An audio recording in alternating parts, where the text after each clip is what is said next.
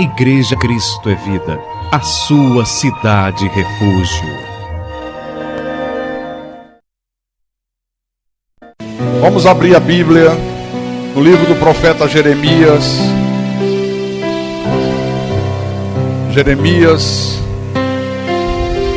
capítulo 5, versículo 26 e 27. O tema da mensagem desta manhã é o poder que escraviza. Há um poder nesse mundo que liberta, mas há um poder que escraviza os homens. Nós estávamos escravos, nós éramos prisioneiros de um poder terrível. Milhões de pessoas estão lá fora ainda escravas desse poder, e só é liberto dessa escravidão aqueles que Deus predestinou para a salvação, os filhos amados do Pai. E no tempo de Deus, o Senhor os liberta. Todos acharam? Jeremias capítulo 5, versículo 26, diz assim: porque entre o meu povo se acham perversos, cada um anda espiando, como espreitam os passarinheiros. Como eles, dispõem armadilhas e prende os homens. Você vê uma prisão, aprisiona as pessoas. Como a gaiola cheia de pássaros, são as suas casas cheias de fraude. Por isso, se tornaram poderosos e enriqueceram. Vamos orar para que o Senhor fale profundamente à igreja nessa manhã de domingo. Oremos ao Senhor do universo agora.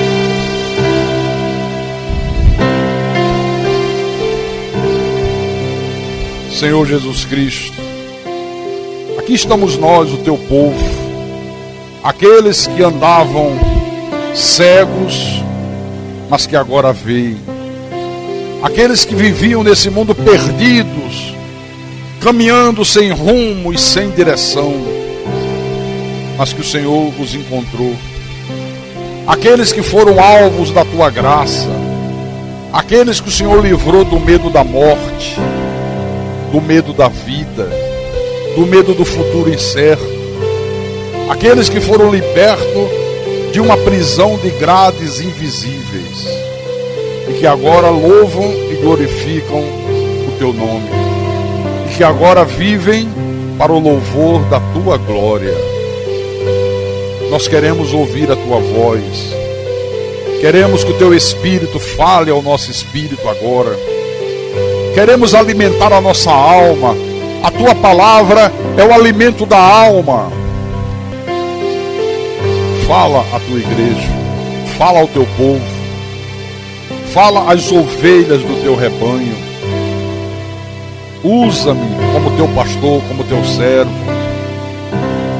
Dá-me sabedoria, inspiração, meu Pai, porque sem a tua sabedoria e sem a inspiração do teu Espírito, eu não posso nada, eu não falo nada, eu não sei nada, eu não tenho capacidade para nada. A minha suficiência, ela vem de ti, o Deus eterno, o Deus de Abraão, o Deus de Isaac, o Deus de Jacó, o Deus que me amou primeiro, o Deus que me deu vida quando eu estava morto, o Deus que me deu um novo destino, porque o destino que o pecado de Adão imputou às nossas vidas era a morte eterna, mas o teu destino era vida e vida com abundância, o destino de viver eternamente contigo.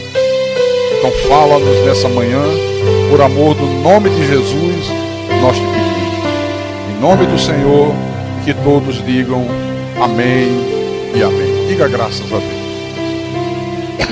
Meus irmãos amados, minhas irmãs em Cristo, quando a gente lê esse texto aqui de Jeremias 5, a gente percebe muito claramente que desde o tempo do Velho Testamento, desde o tempo da Velha Aliança, que Deus já usava os seus profetas para denunciar os falsos líderes religiosos, as falsas religiões, para denunciar o poder que essas falsas religiões têm, que esses falsos líderes têm para trazer as pessoas escravizadas. É isso que ele está dizendo aqui. Jeremias diz que eles põem armadilhas e prendem os homens, escravizam as pessoas, e que essas pessoas que se tornam escravas de um falso pastor, de uma falsa igreja, acaba gerando um grande lucro para essa gente, e o falso sistema religioso se torna rico e poderoso. Olha que denúncia Deus faz aqui. Agora, a pergunta é a seguinte: que prisão é essa que Deus fala através do profeta Jeremias?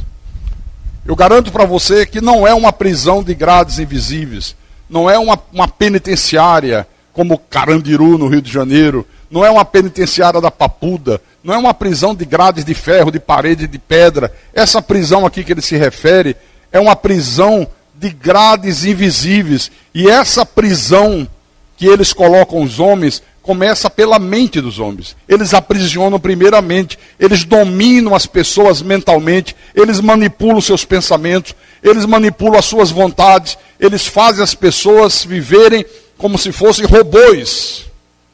Olha o perigo que é isso aqui, porque uma pessoa que tem a sua mente escravizada por essa gente, ela não consegue pensar de si mesma, ela não tem pensamentos próprios, alguém pensa por ela. Você já imaginou você viver a vida sem você ter pensamentos próprios, sem você ter vontade própria, você ter que submeter aos pensamentos de outro, às vontades dos outros? É essa prisão que Deus se refere.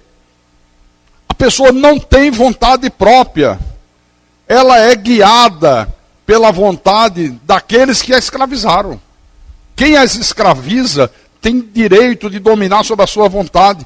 Uma pessoa que tem a sua mente escravizada, ela é induzida a crer em mentiras. Uma pessoa que tem a sua mente escravizada, ela é induzida a ser fiel aos homens, não fiel a Deus. Ela, sem se aperceber, é induzida a lutar contra a verdade divina. E ela não se dá conta que, agindo dessa forma, ela está servindo ao sistema religioso do anticristo. Não se dá conta. Um exemplo clássico dessa prisão que os homens colocam os homens foi o que aconteceu no tempo de Jesus Cristo durante o seu ministério terreno. Os judeus, o sistema religioso de Israel, perverteu de tal maneira a verdade divina, eles fanatizaram de tal forma o povo, escravizaram tanto a mente das pessoas, que as pessoas passaram a perseguir violentamente a Jesus. É um exemplo clássico. E tudo começa porque Jesus, abra no livro de João, João capítulo 1.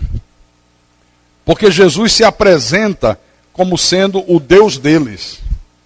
Só que Jesus disse: eu sou o Deus de vocês, eu sou o Senhor, eu sou o Criador dos céus e da terra, eu me fiz carne, eu estou aqui em forma humana, vocês não conhecem as Escrituras, não estava profetizado que seria assim, mas quanto mais Jesus ensinava a verdade para eles, mais eles se iravam contra Jesus, eles abominavam a verdade divina.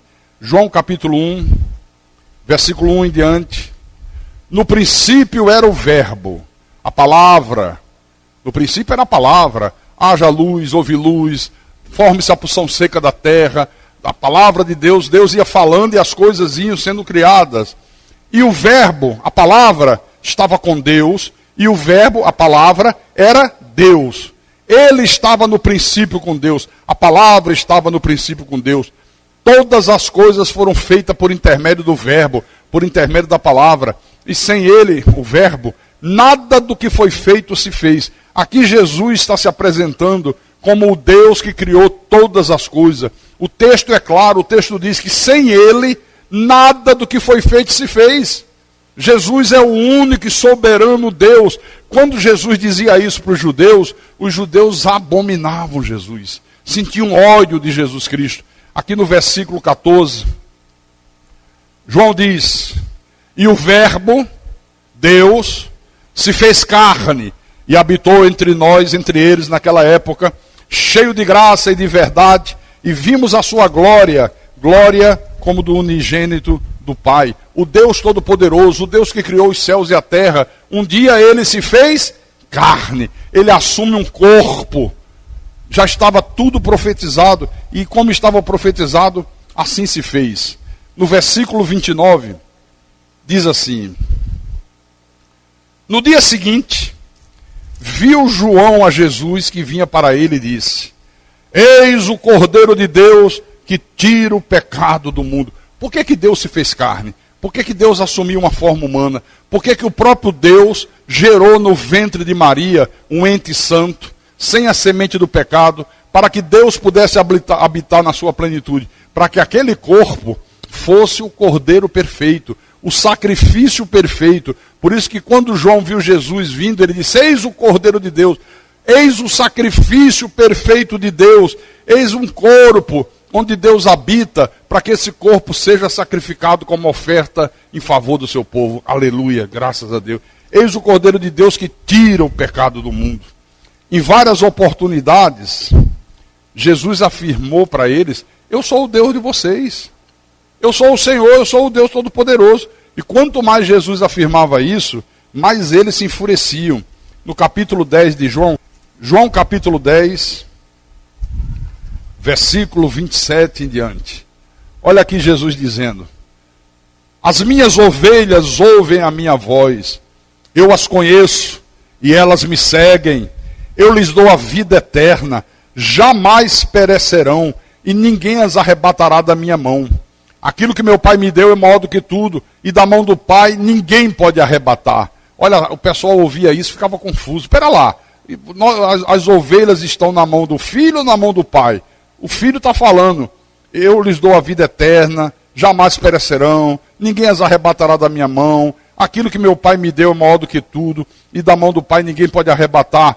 Estamos na mão do Pai, estamos na mão do Filho. Aí Jesus disse no versículo 30, eu e o Pai somos um. Eu e o Pai somos um. Novamente pegaram os judeus em pedras para lhe atirar. Aí Jesus perguntou para ele.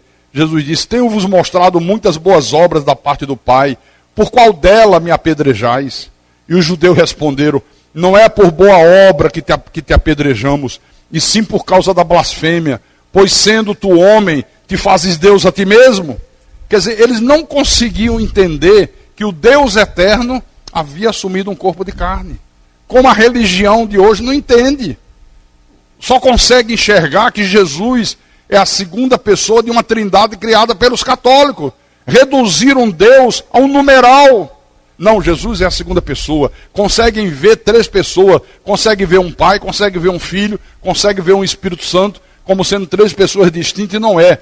O Deus eterno, o Deus que criou os céus e a terra, ele se manifestou esse mundo de três formas diferentes. Ele se manifestou como Pai na criação, ele se fez carne, a sua manifestação de Filho, ele ressuscitou dentre os mortos, a sua manifestação de Espírito Santo. Diga graças a Deus.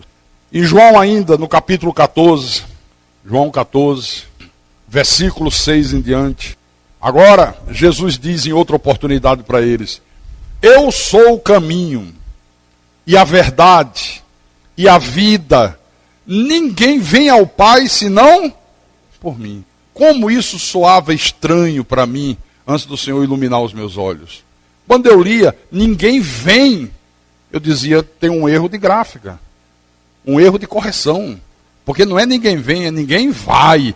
Eu imaginava que tinha um pai lá em cima, um filho aqui embaixo, e não entendia quando Jesus dizia: ninguém vem ao Pai senão por mim. Mas está correto, porque ele é o Pai numa forma humana.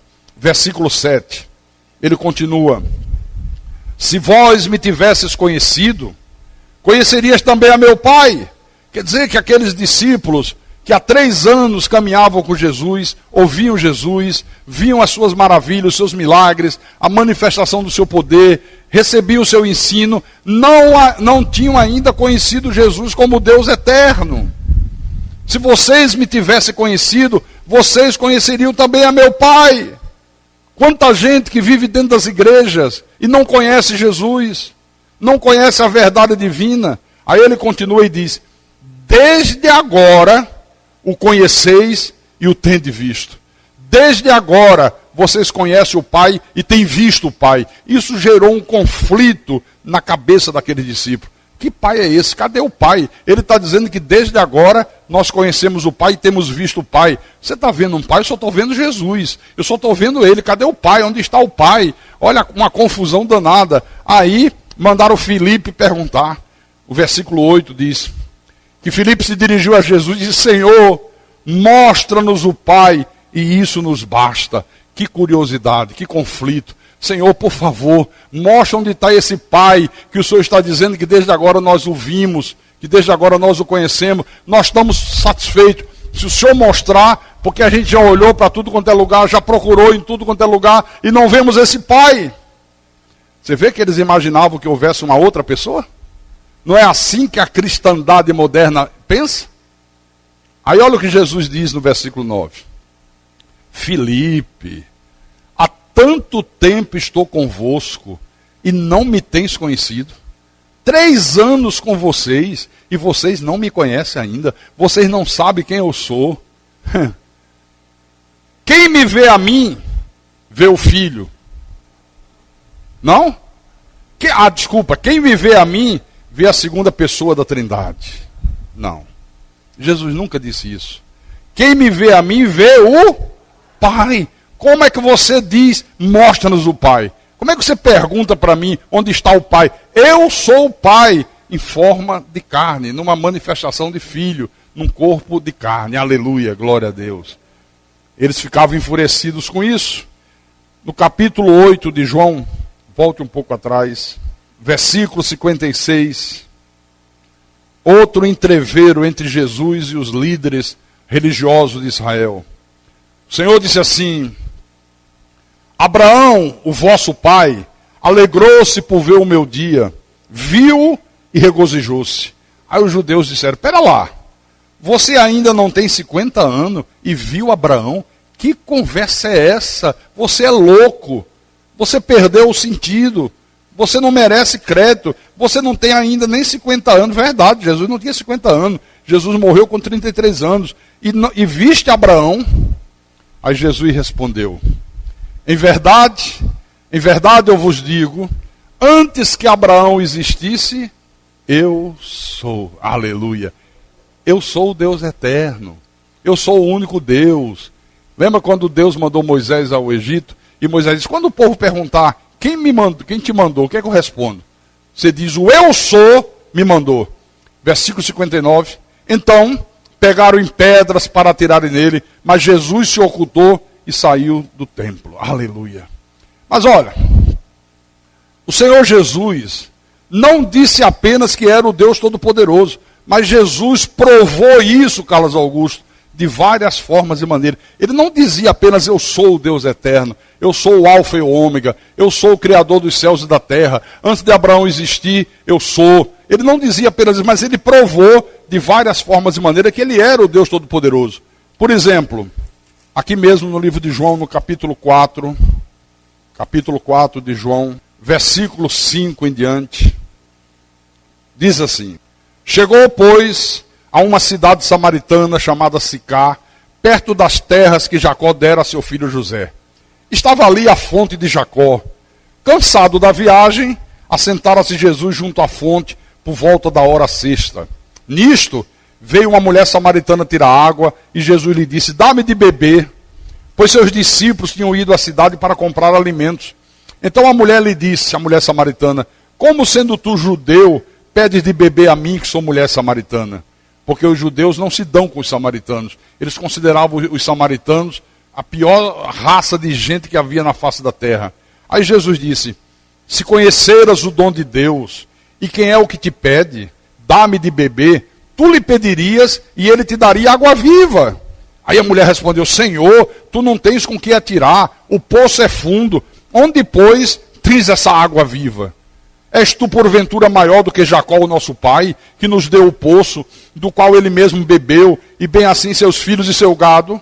Aí Jesus disse: mulher, quem beber desta água que você está falando aí, tornará a ter sede.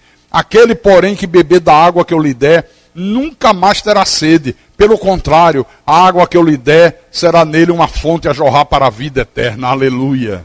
Aí a mulher disse: Senhor, dá-me dessa água, para que eu não mais tenha sede, nem precise vir aqui buscá-la. Aí Jesus disse: ela não entendeu nada ainda. Ela não compreendeu que eu estou falando da água espiritual, da palavra, que sacia toda a nossa sede. Aí Jesus disse assim: mulher, vai, chama teu marido e vem cá. Vai lá, chama teu marido e volta aqui. Aí a mulher respondeu: Senhor, eu não tenho marido. Aí Jesus disse: muito bem, você respondeu certo, não tenho marido, porque tu já tiveste 5 maridos, e esse que agora tens não é teu marido. Isso disseste com verdade. Imagina o susto que essa mulher tomou. Hã? É verdade, você disse bem. Porque você já teve 5 maridos, você já trocou de marido como quem troca de blusa. E esse que você vive com ele não é teu marido. É um homem comprometido, você está em adultério, você vive se prostituindo. Aí no versículo 19, a mulher disse: Senhor, vejo que tu és profeta. Vejo que tu és profeta. No versículo 28. Quando a mulher deixou o seu cântaro, foi à cidade e disse àqueles homens: vinde comigo e vede um homem que me disse tudo quanto tenho feito. Será este, porventura, o Cristo? Será este, porventura, o Salvador? Olha só, nesse episódio aqui, Jesus mostrou que ele era onisciente, que ele conhece tudo de cada um de nós individualmente. Ele conhece aquilo que teu marido não conhece, que a tua mulher não conhece. Ele conhece aquilo que os teus vizinhos não conhecem, porque ele sonda a tua mente e o teu coração. Ele vê tudo, ele conhece tudo. O nosso Deus é onisciente. Adiante, no capítulo 5, você vê que Jesus curou o servo daquele centurião. Lembra do centurião? Meu servo jaz em casa, paralítico, de cama, sofrendo horrivelmente. Vem, Senhor, olha, eu vou lá curá-lo. Jesus disse: não sou digno de que entre na minha casa, mas manda uma só palavra e o meu rapaz será curado. E à distância, Jesus cura um homem paralítico. Tudo isso Jesus fez para mostrar que ele era o Deus Todo-Poderoso. Os milagres que Jesus realizou eram para autenticar que ele era Deus. Porque quem poderia fazer esses milagres senão ele? Os milagres eram para provar que ele era o Cristo, que ele era o Messias prometido. Em Mateus capítulo 11. Mas nem assim eles enxergavam. Olha o que é a escravidão da religião. O poder que a falsa religião exerce sobre os homens. Mateus capítulo 11, versículo 2. Quando João ouviu no cárcere falar das obras de Cristo, mandou seus discípulos perguntar-lhe: és tu que estava para vir, ou havemos de esperar outro? E Jesus respondendo disse-lhe: ide e anunciai a João o que estás ouvindo e vendo. Os cegos veem, os coxos andam, os leprosos são purificados, os surdos ouvem, os mortos são ressuscitados, e aos pobres está sendo pregado o evangelho. E bem-aventurado é aquele que não achar em mim motivo de tropeço. João manda os seus discípulos. Olha, estou ouvindo dizer que esse Jesus aí cura enfermo, ressuscita morto, pega cego de nascença, devolve a visão, purifica leproso, um paralítico que nasceu paralítico, ele manda levantar e o cara levanta, faz milagre extraordinário. Vão lá e perguntem se ele é o Cristo, se ele é o Salvador prometido, ou se nós devemos esperar outro. Pessoal, olha, voltem para João e contem para João o que vocês veem e o que vocês ouvem. Aleluia. Quer dizer que os milagres, a pregação da verdade, era a prova contundente de que Jesus era o Deus Todo-Poderoso. Era a prova de que ele era o Messias prometido. E tudo isso acabou causando uma grande confusão em Israel. Os milagres que Jesus fazia diariamente ao longo do seu ministério, ele fazia isso abertamente diante das multidões. E quanto mais milagre ele fazia, mais atraía multidões, mais as pessoas ficavam impressionadas. Aqui, voltando uma página atrás, em Mateus capítulo 9, versículo 33. Olha o que diz. Quando ele expulsou o demônio de um rapaz.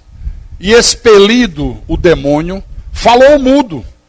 E as multidões se admiravam, dizendo: jamais se viu tal coisa em Israel.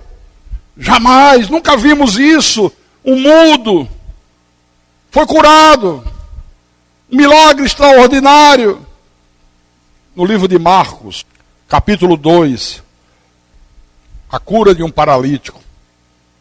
Olha o que aconteceu depois que o paralítico pegou o leito e foi para casa. Versículo 12. Então, ele se levantou e no mesmo instante, tomando o leito, retirou-se à vista de todos, a ponto de se admirarem todos e darem glória a Deus, dizendo: jamais vimos coisa assim. Jamais vimos algo semelhante a isso.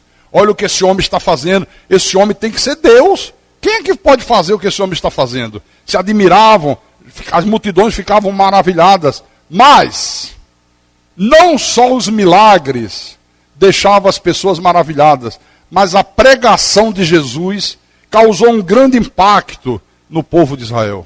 O ensinamento de Jesus. As pessoas também ficavam maravilhadas com as palavras que fluíam dos lábios dele.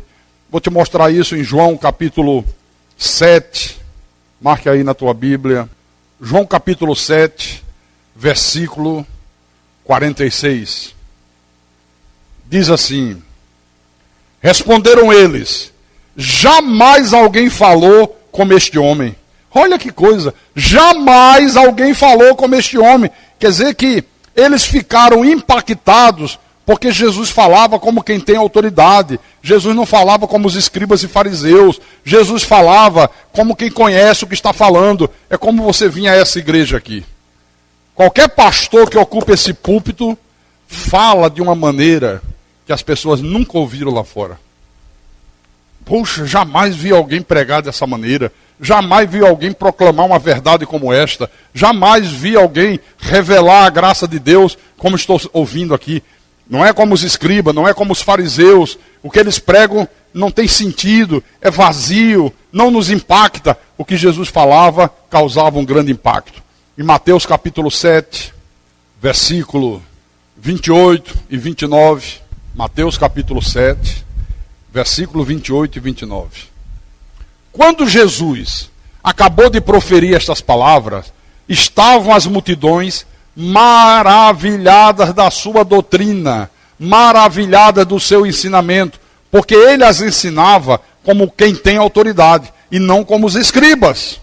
Você está vendo? O ensinamento de Jesus causava um impacto tão grande que as multidões ficavam o quê? Maravilhadas.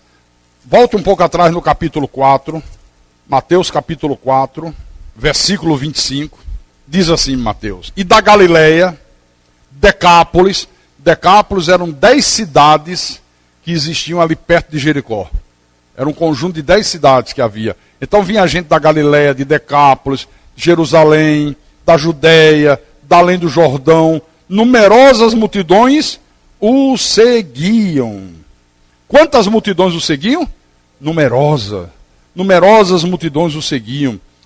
No capítulo 13 de Mateus, versículo 1 e 2, diz assim: naquele mesmo dia, saindo Jesus de casa, assentou-se à beira-mar, e grandes multidões se reuniram perto dele, de modo que entrou num barco e se assentou, e toda a multidão estava em pé na praia. Você está vendo? Grandes multidões se aproximaram dele. Tanta gente que ele teve que entrar num barquinho, mandar afastar um barquinho um pouco para dentro da praia, e as multidões em pé na beira-mar, para ele poder falar com as multidões. Está aqui. Em Lucas capítulo 12, Lucas 12, versículo 1.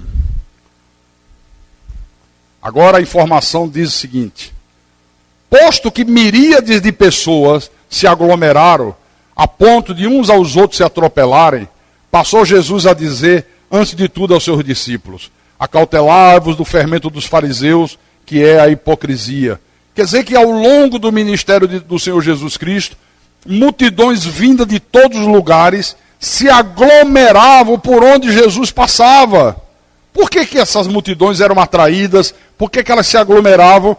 Por causa dos milagres, por causa do impacto dos seus ensinamentos. Elas ficavam maravilhadas. Amém? Mas você vai ver depois o que aconteceu. Antes, deixa eu mostrar para você em João capítulo 2, João capítulo 6, perdão, versículo 2. João capítulo 6, versículo 2. Diz assim: seguia-o numerosa multidão, porque tinham visto os sinais que ele fazia na cura dos enfermos. Era isto que atraía as multidões. Quanto mais milagres Jesus fazia, quanto mais sinais, quanto mais prodígio, mais as multidões eram atraídas. No versículo 5, esse mesmo capítulo 6. Então, Jesus, erguendo os olhos e vendo que grande multidão vinha ter com ele, disse a Filipe: onde compraremos pães para lhes dar a comer? Aí houve aquele episódio da multiplicação dos 5 pães e 2 peixinhos. Havia uma multidão aqui de quase 20 mil pessoas, porque eram 5 mil homens, mais as esposas, mais os filhos. Então uma multidão de aproximadamente quase 20 mil pessoas.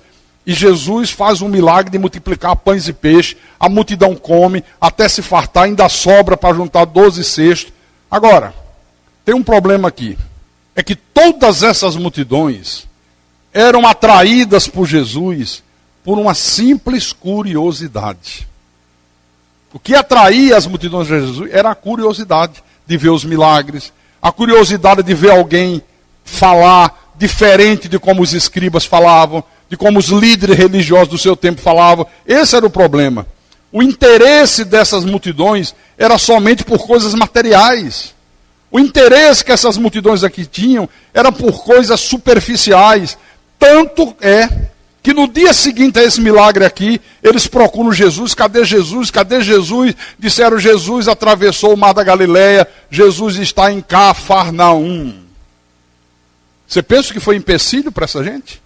Você pensa que eles disseram: puxa vida, atravessou o mar, tão distante, vamos dar um tempo, fazer o... Não. Eles pegaram os barcos e foram para o outro lado do mar da Galileia. Uma travessia enorme. Mas eles não se deram por vencido, foram em busca de Jesus. Aí aqui no capítulo 22, versículo 22, aliás, mesmo capítulo 6, versículo 22. Mesmo capítulo 6 de João, versículo 22. No dia seguinte, a multidão que ficara do outro lado do mar notou que ali não havia senão um pequeno barco, e que Jesus não embarcara nele com os discípulos, tendo eles partido só. Entretanto, outros barquinhos chegaram de Tiberíades, perto do lugar onde comeram o pão, tendo o Senhor dado graças.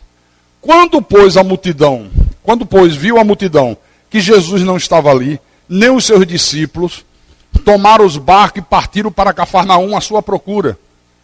Deixa eu fazer uma pergunta. Cadê Jesus? Não está aqui. Ué, foi para onde? Para Cafarnaum. Atravessou o mar da Galileia. Puxa vida, a gente queria tanto ouvir a palavra dele. Nós estávamos tão empolgados com os ensinamentos. A palavra dele estava transformando a nossa vida, nos mudando por inteiro. Será que foi esta a motivação? Não.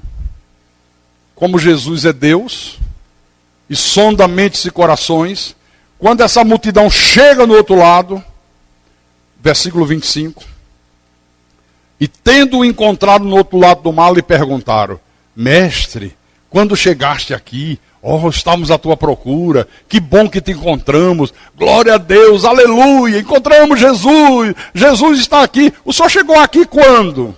Cheguei o mês passado. Estava ontem com vocês, ora bola, quando é que eu cheguei? Só podia ser hoje.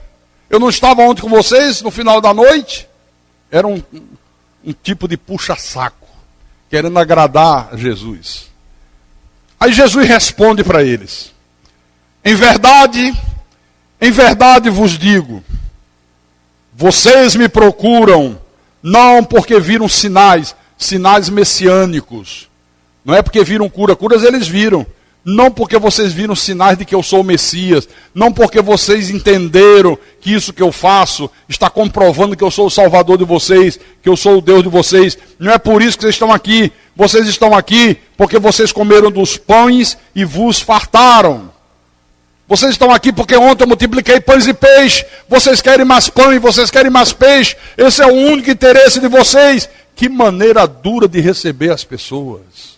É como se Jesus hoje se virasse para essas multidões que superlotam esses templos da falsa religião, das falsas igrejas, dos falsos pastores, e Jesus dissesse: olha, vocês estão aqui não por causa do que eu sou, não por vocês me entenderem que eu sou o Deus soberano, que eu tenho um controle sobre a vida de vocês, que sou eu que tenho poder para dar vida outra vez a vocês. Vocês não estão aqui por causa da minha palavra, porque vocês querem conhecer a minha verdade. Vocês estão aqui porque vocês querem bens materiais. Hoje vocês não querem pães e peixe, hoje vocês querem carro, casa, emprego, grana, sucesso, ser bem-sucedido. É isso que motiva vocês. Aí no versículo 27, trabalhai, ou seja, façam o que vocês fizeram, se esforcem como vocês se esforçaram. Vocês pegaram os barcos, vocês se remaram, vocês atravessaram de Tiberíades para Cafarnaum. Façam isso não pela comida que perece, não por causa de bens materiais, não por causa de cura, não por causa de pão, não por causa de peixe, mas pela comida que subsiste para a vida eterna. Qual é a comida que subsiste para a vida eterna? A palavra. Façam isso por causa da palavra, por causa da palavra, a qual o Filho do Homem vos dará, porque Deus o Pai o confirmou com o seu selo. Será que isso não é um retrato do que a gente encontra hoje no mundo? Esse oba-oba da religião, esses templos superlotados, essas seitas diabólicas, demoníacas, tem Bíblia, falam de Jesus, falam dos milagres, e as pessoas vão, e as multidões superlotam, mas não por causa do alimento que subsiste para a vida eterna. Elas não querem nem saber de palavra, elas não querem nem saber de conhecimento, elas não sabem nem quem é Deus, elas querem somente o alimento perecível. É como essa multidão aqui, ó. O único interesse era encontrar Jesus, para que Jesus multiplicasse outra vez pães e peixe. O único interesse dessa gente. Por que nós estamos aqui nessa igreja?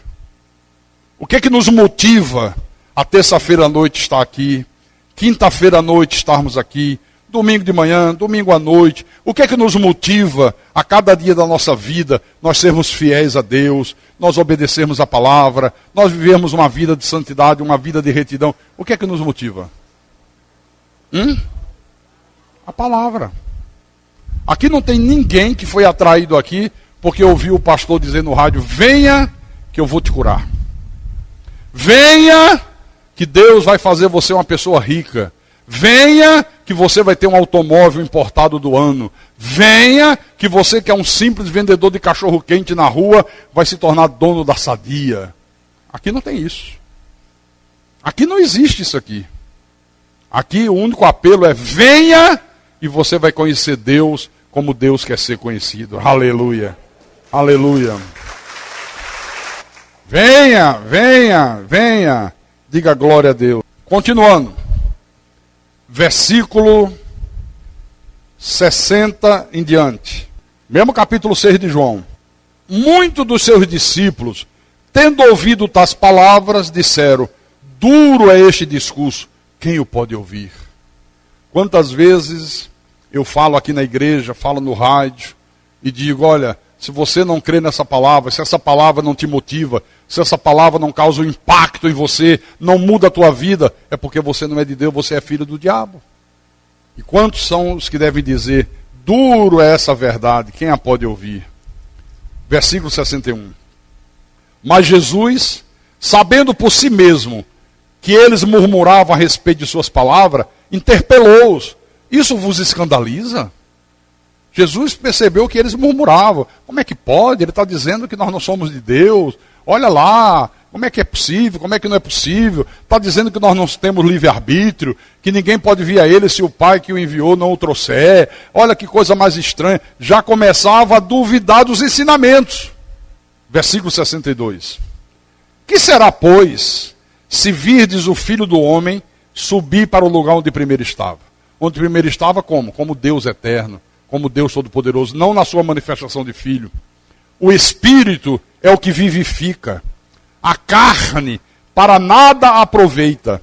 As palavras que eu vos tenho dito são Espírito e são vida.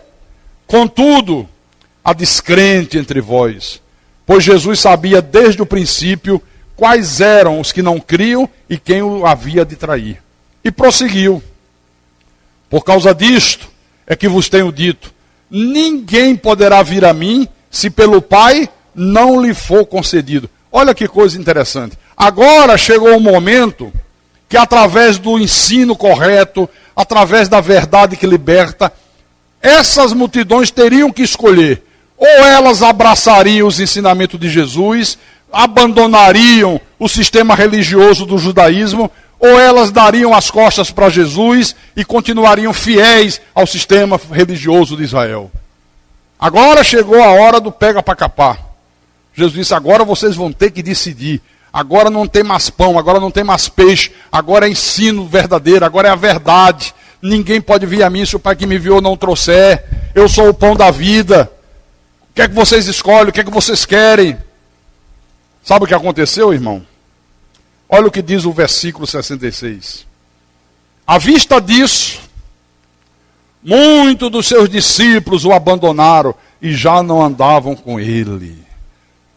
Agora tiveram que tomar uma decisão.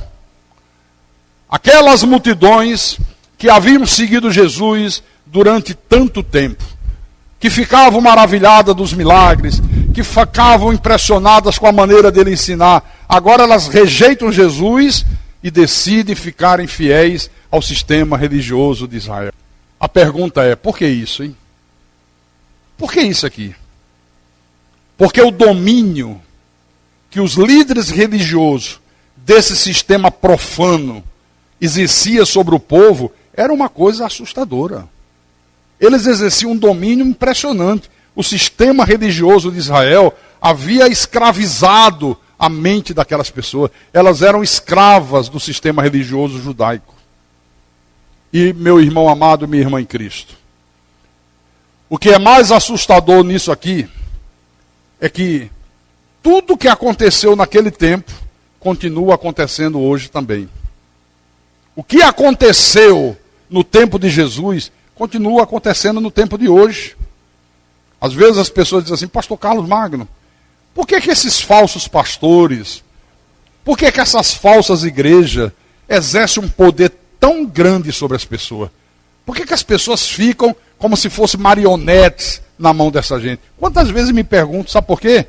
Porque as pessoas não têm o conhecimento de Deus, e quem não tem o conhecimento de Deus é facilmente dominada pelo sistema religioso do anticristo. Essa é a resposta. Por isso, o poder que eles exercem sobre o povo é uma coisa impressionante. Impressionante. Você quer ver uma coisa? Você já experimentou evangelizar um seguidor do Edir Macedo? Um seguidor da Universal? Já experimentou? É quase que impossível, né? Você fala, você explica, você abre a Bíblia, prova na Bíblia, e o cara não dá ouvido. Não. Mas está aqui, Jesus expulsou o príncipe desse mundo. Como é que você está dizendo que o diabo ainda é príncipe desse mundo? Não, expulsou, mas ele voltou. Como é que vocês andam amarrando o demônio para cá, demônio para colar, se a Bíblia diz que ele colocou os demônios em algemas eternas? Não, mas teve um demônio lá forte que quebrou as algemas, está solto de novo. Você já experimentou evangelizar uma testemunha de Jeová? Você já experimentou evangelizar um adventista do sétimo dia? Você já experimentou evangelizar um pentecostal? Rapaz, quando você faz isso, aí você percebe como a falsa religião escraviza a mente dessas pessoas. É fácil você perceber como é que as pessoas têm as suas mentes totalmente dominadas pelo sistema religioso do anticristo. Impressionante. Olha, não duvide. É muito grande o poder que o falso cristianismo exerce sobre os incautos. Quem são os incautos? Aqueles que não têm conhecimento de Deus. É muito grande. Há 2000 anos atrás, o que é que os líderes do sistema religioso de Israel diziam acerca de Jesus, com o objetivo de manter o povo fiel a eles, fiel ao sistema judaico? O que é que eles diziam? Vou te mostrar. Capítulo 8 de João. João capítulo 8. Olha, vamos ler o 47 também. Jesus disse assim: quem é de Deus, ouve as palavras de Deus. Não é ouvir com esses ouvidos de carne. Quem é de Deus, obedece a palavra de Deus, crê na verdade de Deus. Por isso, vocês não me dão ouvido, porque vocês não são de Deus. Sabe o que é que eles diziam? Responderam, pois, os judeus e lhe disseram: porventura, não temos razão em dizer que és samaritano e tens demônio? Eles diziam para as multidões: são endemoniados. Olha a bobagem que ele está falando. Olha o que ele está ensinando. Está dizendo que nós não temos livre-arbítrio. Nós não cremos porque nós temos livre-arbítrio. A gente crê ou não crê, a decisão é nossa. Ele tem demônio. Quando Jesus fazia milagres, sabe o que é que eles diziam? Venha comigo em Mateus, capítulo 12, versículo 24. Jesus libertava os oprimidos, curava os enfermos, as multidões ficavam admiradas, começavam a dizer: porventura é esse o filho de Davi? Será que esse é o Messias? Será que esse é o Salvador? Versículo 24.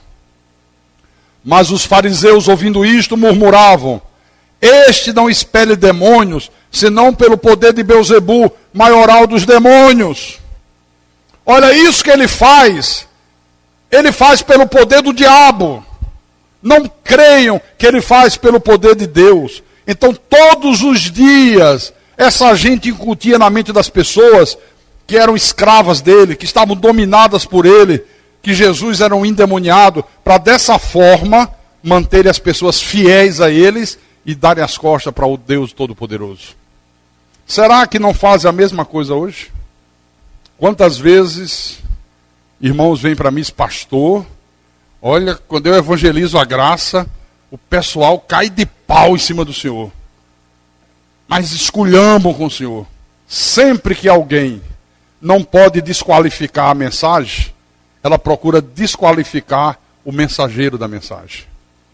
Como eles não tinham argumento para desqualificar os ensinamentos de Jesus, como eles não tinham como dizer que um cego não foi curado, que o paralítico não andou, que um morto não ressuscitou, ele dizia: ele fez isso, mas fez pelo poder do diabo.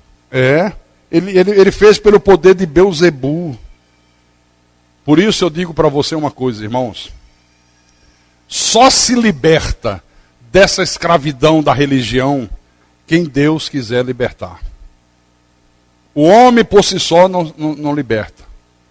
E o Senhor só liberta aqueles que Ele predestinou em amor. Um dia nós também vivemos escravos da religião dos homens. Um dia nós também tivemos as nossas mentes completamente dominadas por esse sistema religioso do anticristo. Hoje não mais, porque o Senhor nos libertou. E por que Ele nos libertou? Porque Ele só liberta as suas ovelhas, o seu povo. Diga graças a Deus. João capítulo 8, versículo 36. O Senhor disse assim para os judeus: se, pois, o Filho vos libertar, verdadeiramente sereis livres. Só Jesus tem o poder de libertar os escravos da religião. A religião perversa, a religião que exerce um poder que escraviza as mentes. Só Deus. E Deus só liberta aqueles que Ele predestinou em amor. Quem não é predestinado vai morrer escravo. Não consegue se libertar por si só. Aliás, não consegue e não quer, e não deseja. E não deseja. Olha o poder que essa gente exerce. Se o Filho vos libertar, verdadeiramente sereis livres. Não é libertar do diabo. Do diabo Ele já libertou na cruz. É libertar da escravidão da religião, da perversidade da religião dos homens, da perversidade do falso evangelho. É libertar a tua mente da escravidão dos homens. Amém? Por tudo isso que eu estou dizendo a vocês, no final do seu ministério, depois de 3 anos de ministério, de curas, de milagre, de maravilha, multiplicação de pães e peixes, morto que ressuscita, paralítico que anda, todos os milagres que você possa imaginar Jesus fez para mostrar para eles que ele era o Messias, que ele era o Cristo, que ele era o Salvador. Não adiantou. No final de 3 anos, apesar de tantas multidões sendo atraídas para ele, ele termina com um pequeno grupo de 120 discípulos. Depois de 3 anos de ministério, só restaram 120 discípulos. Enquanto era a cura, enquanto era a libertação, as multidões eram atraídas. Mas na hora que Jesus disse, olha, chegou a hora da verdade. Vocês estão me procurando por causa de pão e peixe. Vocês querem que eu dê carro para vocês. Vocês querem que eu dê dinheiro. Vocês vêm aqui para pedir, para eu fazer você ser promovido na tua empresa. Vocês vêm aqui pedir coisas materiais. Mas vocês deviam vir para pedir coisas espirituais. Vocês deviam vir para ouvir os meus ensinamentos. Quando Jesus começa a transmitir ensinamentos profundos de Deus, dizer, eu sou o Deus soberano. Vocês não creem em mim, porque vocês não são de Deus, vocês são do diabo. Quem é de Deus ouve a minha palavra e crê. Quem é de Deus ouve a minha palavra e obedece. Aí a turma, perna para que te quero. Depois de 3 anos, restam 120 discípulos. Você quer ver uma coisa? Em Atos dos Apóstolos, versículo 15. Quando Jesus é levado aos céus, a ascensão de Jesus. Atos capítulo 1, versículo 15. Atos capítulo 1, versículo 15. Jesus é levado aos céus, eles voltam para Jerusalém. Aí diz assim, naqueles dias, levantou-se Pedro no meio dos irmãos. Ora, compunha essa assembleia de umas 120 pessoas. Só restaram 120 discípulos. Depois de 3 anos de ministério. Quando o ensinamento foi proferido, quando Jesus cobrou obediência à palavra, as multidões, olha, o abandonaram. Mais adiante aumentou um pouquinho. Aqui em 1 Coríntios, capítulo 15. Marca aí. 1 Coríntios, capítulo 15, versículo 6. Vamos ler do 3 em diante. Paulo diz assim, antes de tudo vos entreguei o que também recebi, que Cristo morreu pelos nossos pecados, segundo as Escrituras, e que foi sepultado e ressuscitou ao 3º dia, segundo as Escrituras, e apareceu a Cefas, a Pedro, e depois aos 12. Depois de ressuscitado, foi visto por mais de 500 irmãos de uma só vez, dos quais a maioria sobrevive até agora. Porém, alguns já dormem, alguns já morreram. 500 mais 120. Quantos? 620. Apenas 600 pessoas fiéis a Jesus, apenas 600 pessoas fiéis à sua palavra. Depois de um ministério de 3 anos, só restou isso aqui. As pessoas pensam que ao longo dos 3 anos, cada dia aumentava o número de seguidores. Os pastores ensinam isso, olha, está vendo? As multidões seguiam Jesus, cada dia aumentava mais as multidões. Vocês estão vendo com a multidão que está aqui? Olha quanta gente, aí fazem a apologia às multidões. Mas eu quero dizer para você que não é isso que a Bíblia mostra. A Bíblia mostra que mês após mês do ministério de Jesus, à medida que ele transmitia os ensinamentos de Deus, houve sim um aumento crescente daqueles que se tornaram inimigos dele. Daqueles que se tornavam opositores da verdade, opositores da palavra. No livro de João, capítulo 3, versículo 31. Encontraram? Posso ler? Então vou ler. Jesus disse assim, quem vem das alturas, certamente está acima de todos. Quem vem da terra é terreno e fala da terra. Quem veio do céu está acima de todos e testifica o que tem visto e ouvido. Contudo, ninguém aceita o seu testemunho. Ninguém creu no testemunho deles. No testemunho dele. Ninguém. Eu sou o Deus eterno. Eu sou o Deus que se fez carne. Eu sou o Messias. Eu sou o Salvador. olha, eu sou onisciente, eu sou onipresente, eu tenho poder sobre todas as coisas. Ninguém creu no testemunho dele. Se aglomeravam para ver os milagres, se admiravam do que Jesus dizia, mas depois, tudo isso se tornou numa grande indiferença. E eles não criam que Jesus era o Messias deles, que Jesus era o Salvador que eles tanto ansiavam, porque as suas mentes estavam dominadas pelos líderes religiosos de Israel. Terrível, né? Vira a página um pouco à frente, no capítulo 7 de João, capítulo 7, versículo 25. Diziam alguns de Jerusalém: não é este aquele a quem procuram matar? Olha, logo no início do ministério terreno de Jesus, as pessoas já sabiam que os líderes religiosos de Israel queriam matá-lo. Logo no início, não é este aquele a quem querem matar? Logo no início, as pessoas já sabiam que os líderes da religião judaica consideravam Jesus um endemoniado, consideravam Jesus um louco, diziam que Jesus curava as pessoas pelo poder de Belzebu. Logo no início, não é este aquele a quem procuram matar? Quem procurava matar? Os líderes da religião.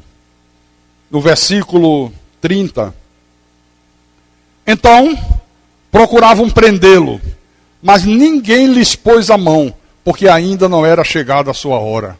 Queriam prender Jesus, queriam matar Jesus, mas não podiam, porque ainda não era chegada a sua hora. Só podiam fazer isso quando fosse a hora determinada por Deus.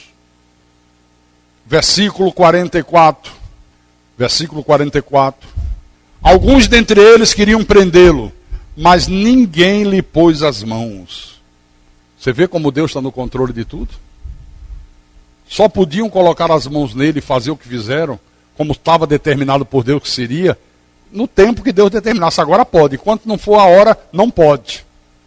Irmãos, Deus está no controle da tua vida, Deus está no controle da nossa vida. Nada pode acontecer com você sem que Deus diga aconteça. Ninguém pode colocar as mãos em você, ninguém pode te causar nenhum mal sem que Deus permita que ele faça. Você crê nisso? No capítulo 8 de João, versículo 20. Proferiu ele estas palavras no lugar do gasofilácio, quando ensinava no templo. E ninguém o prendeu, porque não era ainda chegada a sua hora. As coisas só acontecem no tempo determinado por Deus. Nunca abra a tua boca para dizer: poxa, isso aconteceu por causa disso, por causa de fulano. Não, eu só estou passando por isso por causa do meu marido. Não, eu só estou passando por isso por causa da minha esposa. Não, senhor. Você está passando por isso porque Deus está permitindo que você passe. Nada acontece à revelia de Deus. O desejo dessa gente era prender Jesus e matar Jesus de imediato. E o povo sabia disso.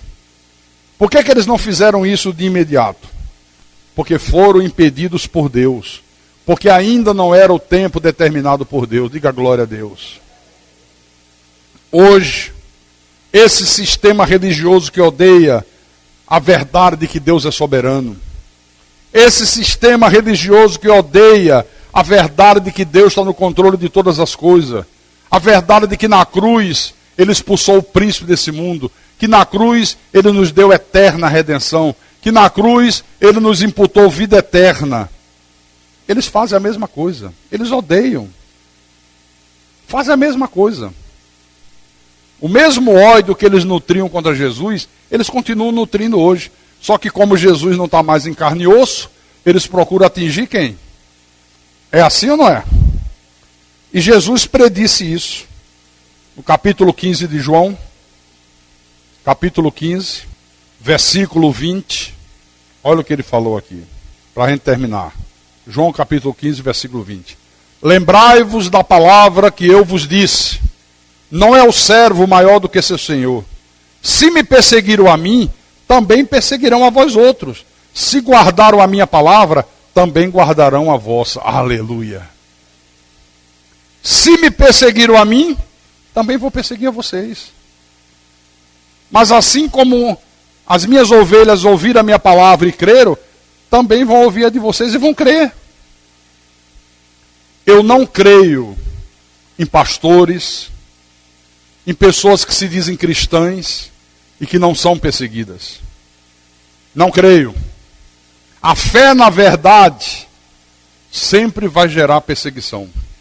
O viver a verdade sempre vai despertar ira do sistema religioso dos homens. A mensagem da graça de Deus é uma mensagem extremamente agressiva. O evangelho da graça de Deus obriga as pessoas a uma tomada de posição.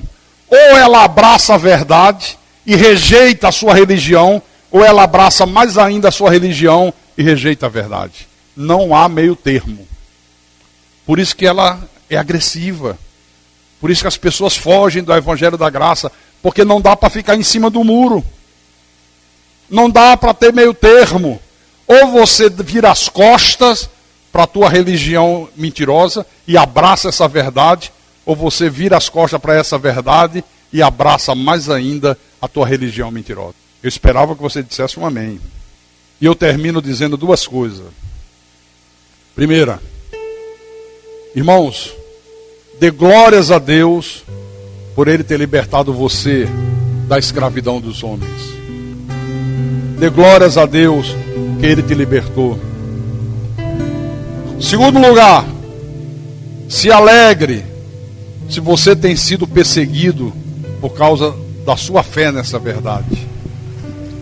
Se alegre se você tem sido perseguido. O Senhor disse: será grande o vosso galardão nos céus. Aleluia. Será grande o vosso galardão nos céus.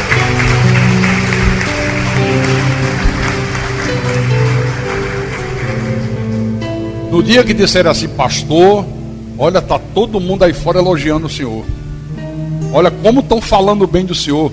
Olha, estão dizendo que o Senhor prega a verdade, que o Senhor tem um ensino maravilhoso. Nesse dia tem alguma coisa errada comigo. Já não estou mais pregando a verdade. Já estou sendo infiel à verdade. Porque quem é fiel à verdade sempre será perseguido. Paulo disse a Timóteo: todos quantos, pois, quiserem viver piedosamente, serão perseguidos. Se você decide viver de acordo com a verdade de Deus, se você decide abraçar a verdade divina, se você decide crer na verdade divina, não tem outro jeito, você será perseguido. E a perseguição começa na tua própria casa. Os inimigos do homem serão os da sua própria casa. Por melhor que você seja, por mais honesto que você seja, por mais que você viva uma vida de santidade, de temor, você será perseguido.